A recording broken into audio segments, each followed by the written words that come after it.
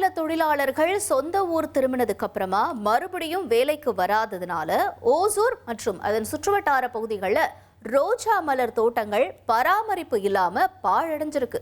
இதனால மலர் விவசாயிகளுக்கு சுமார் 500 கோடி ரூபாய் வரைக்கும் பெரும் நஷ்டம் ஏற்பட்டிருக்கிறதா வேதனையை தெரிவிச்சிருக்காங்க. இது குறித்த ஒரு விரிவான செய்தி தொகுப்பை செய்தியாளர் ஜேசுராஜ் வழங்க நாம கேட்கலாம்.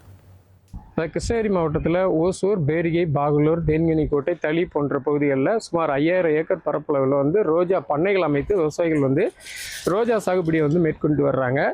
இந்த நிலையில் இந்த தோட்டங்களில் பெரும்பான்மையான மக்கள் வட மாநிலங்களை சேர்ந்த தொழிலாளர்கள் தான் இந்த பண்ணையை பராமரிப்பு பணிகளில் ஈடுபடுறாங்க. உள்ளூர் மக்களை விட அதிக அளவில் வட மாநில தொழிலாளர்கள் தான் ஈடுபடுறாங்க. ஆனால் சமீப காலமாக பார்த்தீங்கன்னா இந்த அஸ்ஸாம், உத்தரப்பிரதேசம், பீகார் போன்ற மாநிலங்களை சேர்ந்த வடமாநில தொழிலாளர்கள் அவங்களுடைய சொந்த ஊர்களுக்கு சென்று மீண்டும் இந்த பகுதிக்கு வராதனால இங்கே இருக்கக்கூடிய இந்த பண்ணை விவசாயிகள் ரோஜா மலர் சாகுபடியை பராமரிக்க முடியாமல் பெரும் கஷ்டத்தில் இருக்காங்க. ஒவ்வொரு தோட்டங்களையும் பார்த்தீங்கன்னா அங்கே உரமிடுதல், அதே மாதிரி பூச்சிக்கொல்லி மருந்து தெளித்தல், அதே மாதிரி ஒவ்வொரு நாளும் செடிகளை பராமரிக்கணும், பூக்களை பறிக்கணும், இந்த மாதிரி பணிகள்லாம் இருக்குது. வடமாநில தொழிலாளர்கள் இல்லாதனால இங்கே கூடிய தோட்டங்கள் அது பராமரிப்பு இல்லாமல் அது புல்வெளிகளாக வளர்ந்து அந்த உள்ள தோட்டமே ஒரு பால்பட்ட நிலையில் காணப்படுகிறது. பெரும்பான்மையான விவசாயிகள் என்ன பண்ணுறாங்கன்னா இந்த தோட்டத்திலே அந்த பராமரிப்பு பணிகள் இல்லாமல் அப்படியே விட்டுட்டாங்க.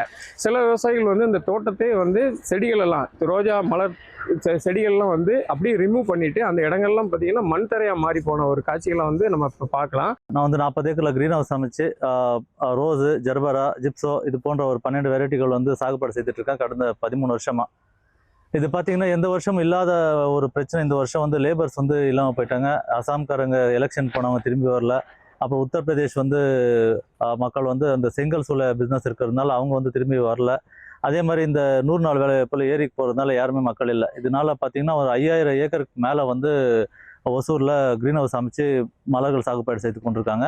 இதில் 90% லாஸ் ஆகிருக்கு. கடந்த நீங்கள் 2 மாதம் 3 மாதத்தில் எடுத்திங்கன்னா 400லேருந்து 500 கோடி ரூபாய் வர்த்தகம் விவசாயிகளுக்கு லாஸ் ஆகிருக்கு. உள்ளூர் ஆளுங்களை கூப்பிட்டு வந்தால் கிட்டத்தட்ட அவங்களுக்கு காலையில் டிஃபனு, மதியம் சாப்பாடெல்லாம் கொடுத்து ஒரு 700-800 ரூபாய் செலவாயிரும் சார். ஸோ நம்மளுக்கு பராமரிப்புக்கான செடியை பராமரிக்கிறதுக்கு ரொம்ப கஷ்டமாக இருக்குது. அவங்களுக்கு வேஜஸ் கொடுத்து ரன் பண்ண முடியல. ஸோ ரொம்ப சிரமமாக இருக்குது. அது வேறு ரேட்டு வேறு கொஞ்சம் கம்மியாக இருக்குன்றதுனால ரொம்ப ரிஸ்காக இருக்குது சார் இப்போதைக்கு. இனி செல்லும் இடமெல்லாம் செய்தி.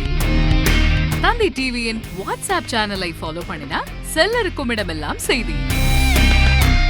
இதோ QR கோட் இப்பவே ஸ்கேன் பண்ணுங்க, ஃபாலோ பண்ணுங்க.